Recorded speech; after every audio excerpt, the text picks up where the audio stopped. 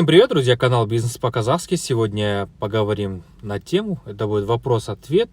Много спрашивают, согласно этому записываю видео. В первую очередь хочу поздравить всех с Новым годом, пожелать самого хорошего, наилучшего, всех благ. Первый вопрос, как закупаться, неважно, в аренде вы, либо это ваш собственный магазин, когда вы купили помещение или арендовали здание, то есть это совсем новое, что делать в первую очередь? Вы в первую очередь идете в соседний магазин, нежели обращаетесь ко мне, добавляетесь в чат, спрашиваете город, берете номера телефонов того же города, представителей всех различных компаний. В первую очередь закупаетесь, это в первую очередь вообще звоните или вообще начинают к вам приходить компании, вы спрашиваете, есть ли у них в первую очередь обмен, вторую очередь, когда он приходит, то есть заводите себе такую тетрадку и пишите регламент. Понедельник пришел такая-то компания, доставка, допустим, завтра, либо послезавтра, да?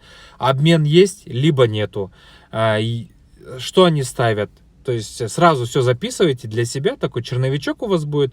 Согласно этому черновичку вы уже будете знать, так, завтра у меня вот это придут, послезавтра у меня вот это будет. То есть вы будете планировать свой день, свою неделю, когда у вас будет нагрузка на бюджет, чтобы те дни, когда у вас поменьше закупа, чтобы у вас был запас денег, чтобы у вас такого не было. Вы заказали товар, приходит товар, но у вас денег не хватает, соответственно, вы либо отказываетесь, либо берете, там, занимаете, то есть у вас уже начинает с этого момента работать планирование, то есть вы записываете регламент, кто, какая фирма, что они ставят, холодильник свой ставят, либо не холодильник, может стойку ставят, сигареты это, либо молочка. В первую очередь вы начинаете закупаться те продукты, которые у вас не портятся, либо те продукты, у которых есть обмен, то есть это первое необходимо. Хлеб, молочка, чай, к чаю, хлеб, то есть я сказал, да, хлебобулочные изделия, это бакалея, то есть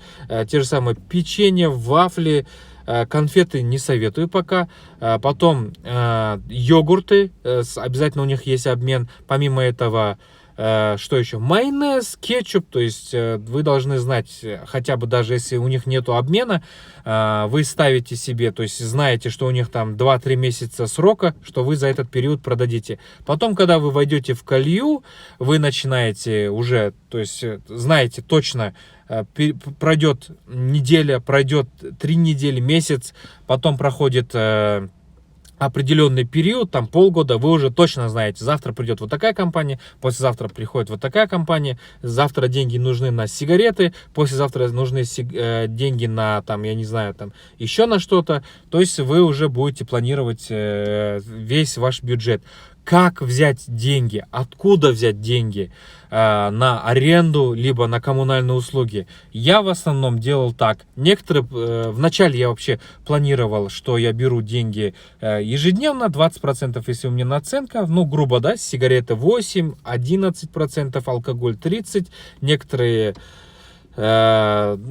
товары в основном идут 20%, 15% наценка, да, в среднем 20% это ваша маржа, допустим, да, это валовая прибыль, так скажем. Из нее я каждый день, например, на 100 тысяч выручка, 80 тысяч оставляю, остальные 20 тысяч я откладываю себе.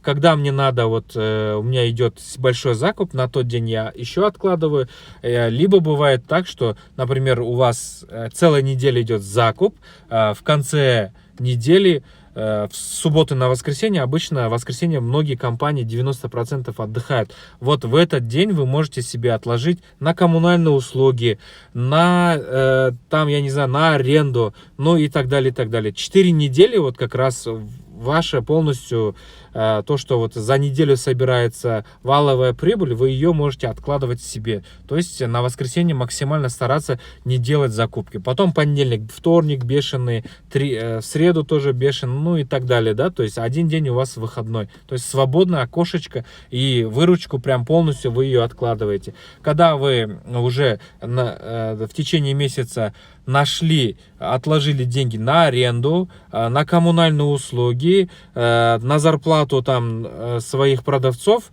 вот после всех этих издержек у вас остается чистая